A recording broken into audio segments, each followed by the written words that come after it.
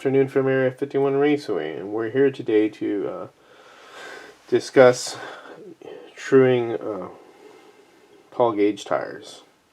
As you can see here, I have a Paul gauge tire, and this is a 15 by 8 wheel, CB design wheel. It's like a stock car looking wheel there. And then the tires that we have here are the Paul gauge 22 166 FF tires. So these are nice and kind of wide tire here. As you can see, it has to be trued down. Now this is a Thunderbird Scalextric car that I took the body and stripped the paint and painted. Originally this was supposed to be a chicken pit car from the movie Stroker Ace, but somehow the decals that they make for them are those layered decals. I had a hard time and I just kind of gave up on it. The car turned out good. Now this is a scratch built chassis. As you can see, 1/32 scale. It's a little dusty, it's been sitting. I've only ran this around the track a few times, and I needed to go with a narrower tire and wheel, or more a wheel I need to go with, because I had a 15 by 10 on here and that was too wide, and I went to a 15 by 8. But these do need to be trued and put on the car, and they rub obviously because they need to tuck in more. But this car right here is basically based on the Stinker chassis, so it's something that anybody could build. But I just want to show this car off, and I've been sitting this off for a while because I didn't really have the time to do and trim or true the wheels. Now there's two procedures that I do for this. Not everybody has one of the tools that I have, and right now currently the tire truer or the tire raiser is extremely difficult to get a hold of because they don't make them anymore, I believe, and it seems like getting them from somewhere is kind of far from, the point of even trying to get one because they're hard to get. That'll cause some frustration for people who do want to true their tires. Only thing I could suggest is to keep looking and, keep searching out. Hopefully somebody will develop a new tire truer or similar to it to sell it. But for now, I'll show you what I do. Again, I've explained my tire truer, the one that has the reciprocating motor that goes back and forth. But what I do is I use the Huddy tire truer to kind of get this down a little, not to the point where it's, I completely take all the tire off, but it's just to get rid of the high and low spots that the tire will have. And then I put it on that truer that I have, and it only takes like a good 10 minutes to sweep them, sometimes 15, and then they come out nice and smooth. Now here's one thing I want to explain. If you do get these type of wheels, that there is a hole that you'll have to put after you glue these on. And what you do is I use a 5/64 drill bit in the pin vise, and I just basically eyeball this where this hole will be, which is inside the rim, and I'll just kind of thread in like that little by little, and until it protrudes through just like that, as you can see. Hope you can see that there. I just got some new lighting. I gotta position this a little bit better, but as you can see, it did go through there right there to the wheel and to the tire, and that's what you do, and you're making a hole so that you could put your tool to remove the tire from the axle or whatnot. And you have to have a real good eye when you're doing this. And there you go, just like that. It's in there, and you twist it in and out, and the tool comes out nice and easy. You're able to go past the tire and into the wheel where the hole is for the little grub screw. One thing I do want to also point out to be aware of, that this little bit is can get rounded out, so you want to make sure that you're on that. If you do round this out, you've basically messed it up, and it's really garbage. And I mean, these tools aren't super expensive, but gotta keep in mind, any Allen head, you got to be careful you don't put the wrong size on or round it out, otherwise it starts damaging the grub screw, and that's going to be hard to get that grub screw out. When you're trying to replace it, it's a little difficult, not impossible, but you want to be careful with that to make sure that you got it square on before you start spinning it and tightening it.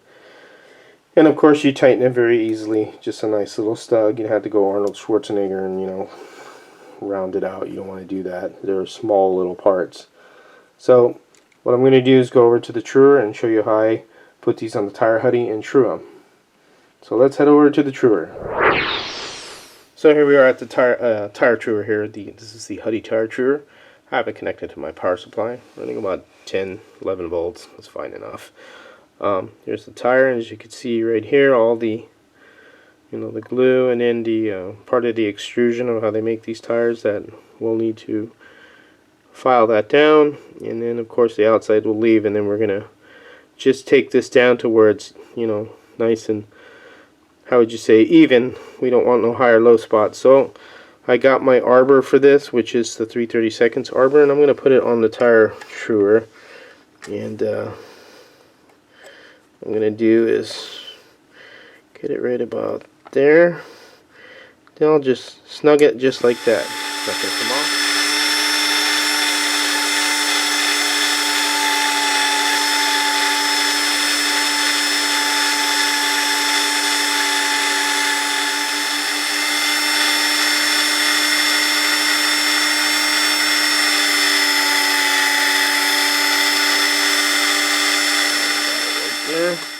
And off it goes. So there's our tire, and it's, excuse me there, see how much was taken down. I don't know if you could see that or not. That's pretty good right there. That's kind of what you want. That'll give enough clearance for the chassis and not rub on it. And here's the tire all set to go. You could also smooth that out if it's rough with a regular sandpaper, if you think you need to, you know, get rid of those rough areas. But that's the first part of truing this tire right here. Now we'll move on to the other tire truer, and I'll show you how we do that one. So let's head over there right now. Here we are at our other truer, and what I'm going to do is, I already oiled it, which is right here and here in the oil lights. Turn it on. I'm going to run it down. This is 600 grit sandpaper that's on there. What I'm going to do is just pin it to where it makes contact. I guess sometimes I got to thread this down pretty far. You're going to hear it make the noise and scrape away. A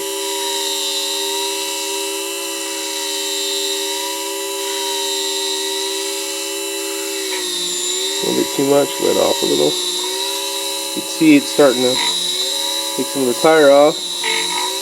A little bit too much there because that's making too much of a noise, so we'll back off a little bit.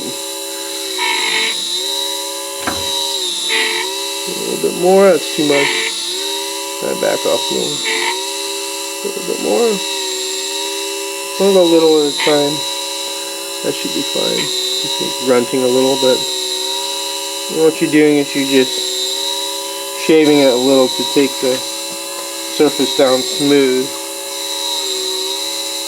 And we'll keep doing that till that's all finished up.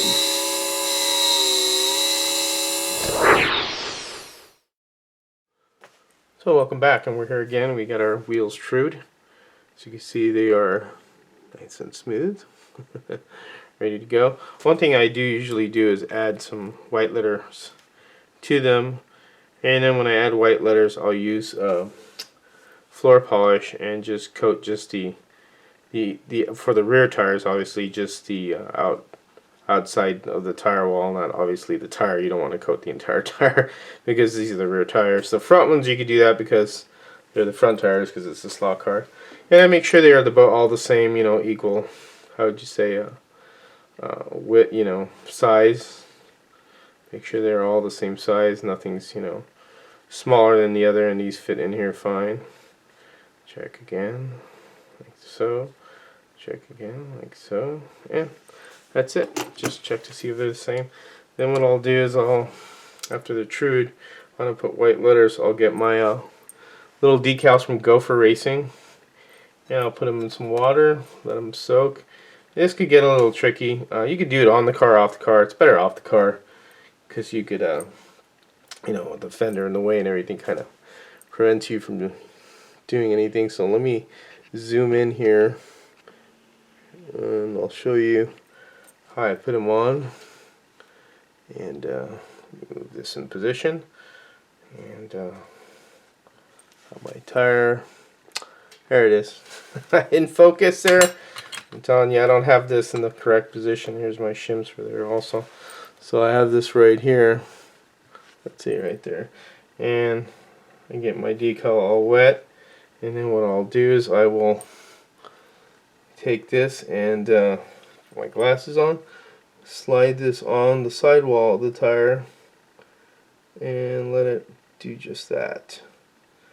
Careful not to lift it with your finger, and there, just like. Now if it's giving you trouble, put water on it, because water is going to get underneath the decal and lift it up. Let me try and move it, because sometimes it'll stick on there and then it'll be kind of hard to move it around. So, and about, oh, ripped it a little. Nice going. That's okay. I took a little bit off, but you know what? I'm not gonna worry about it. It looks like a battle scar. So there's one part right there. That one got a little bit sideways, but again, it survived. And all I'll do is I'll get, sorry they came out a little bit terrible there. But I'll get one right there. Usually that doesn't happen. What you should do really though is also wet the surface, so that way you can move the decal around, because if there's water underneath it, it's going to move around. So I'll dab it like that with water. Let this soak, this decal here. And it could be a little tricky and a little frustrating, so get yourself 2 little sheets of these, even 3 if you want, and just have them around. They make them for 1/25th scale cars and 1/32. And I know you could also do the white dot method with paint, and it'll also look like white letters too, because the car's rolling and you can't really tell. This is just, you know, I just do it this way, but you could do it the other way as well if you don't want to spend money and go for graphics. You could use little craft paint that's 50 cents and just get a toothpick and you just dot them, and it looks like they're white letters on the tire, so it's no big deal. Either way you could go on a budget, or you could use Gopher Graphics. It's up to you. Now I got this all soaked up, and I will grab like this, like so, try and center it. Again, it's a little tricky, but the thing is not to get your finger to pull it away. And got that right there. This one's being a little bit stubborn, but I think it's fine where it's at. I'm not going to mess with it, even though I am messing with it, and I'll leave it like that. And there you go. That's one right there. Then I'll go on and do the rest of them. And welcome back. So I've got my decals dried on, and as you can see, I've put some floor polish. This is the rear, well, I think this is going to be the front tire, but I'll leave that be for now. I'm just debating. And what I do is I get a little bit of floor, floor shine, and you can see I just dab it around the sidewall and around the decal. And what I'm trying to do is keep the decal from peeling off by putting floor shine over the decal surface itself. It's the same thing when you put decals on, and like I did with my last beach racer I did, my entry where I put all the decals on, and then I used an airbrush to spray the floor shine on to seal it.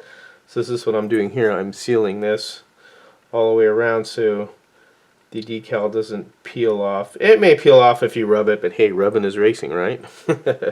So I'll get that there. I'll get some more floor polish, and I will dab it. Make sure you can see that.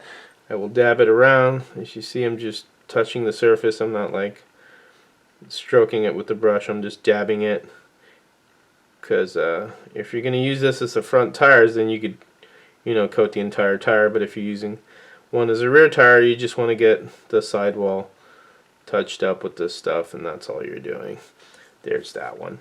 I'm going to go to the last one, get myself some floor shine, and dab it again, and over the sidewall, just like so. Hope you could see that. I'm trying to make sure I'm in the view of the camera lens. And you can see I'm just dabbing it and dabbing it and dabbing it and just putting a coat on the decal and the rest of the sidewall to make it match. And there you go. That's let that sit for about 10 minutes. And again, be careful how you handle that when you put it on the car. Should be ready to go though. I don't see it being a problem once it sets, you know. Say 15 minutes. It's just to make sure it doesn't come off. Because these little guys could be frustrating when, you know, you get them on and then they get messed up. So, but this one right here will be the rear. This one will be the front. This one will be the rear. And then this one will be the front. So I'm going to let them dry. And then I'm going to place them. I'm sorry, I'm out of camera view here. And I'm going to place them on the car when they've dried up. So pretty much that's it. I'll come back again when they're all done and dried up and you can see them on the car. Right back. And here we're at the track and we got our T-Bird all set up. And it's right behind the controller there. Looks pretty good. Give it a little run around the track now. See how she handles. He made a few adjustments, and here we go with true tires.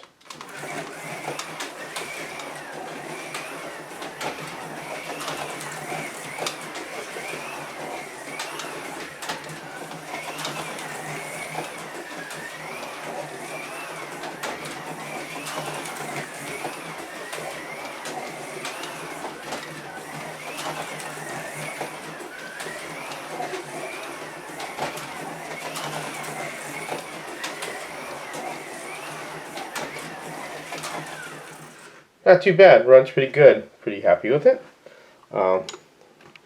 Again, just a very well built little car, just for fun. Again, it was supposed to be modeled after the fastest chicken in the South, but the decals went awry and I wasn't able to finish it that way. I did paint it red. And I can add some silver accents like the car in the movie by painting that with a marker. So, but I want to show you with the wheels. You know, trued on the tires, trued on the wheels, and with the letters on it, like I showed you earlier, and it looks pretty cool. I like it, or as I would say, I dig it. So that's it from Area 51 Raceway. Hope you enjoyed this video segment. Take care and have a fun racing.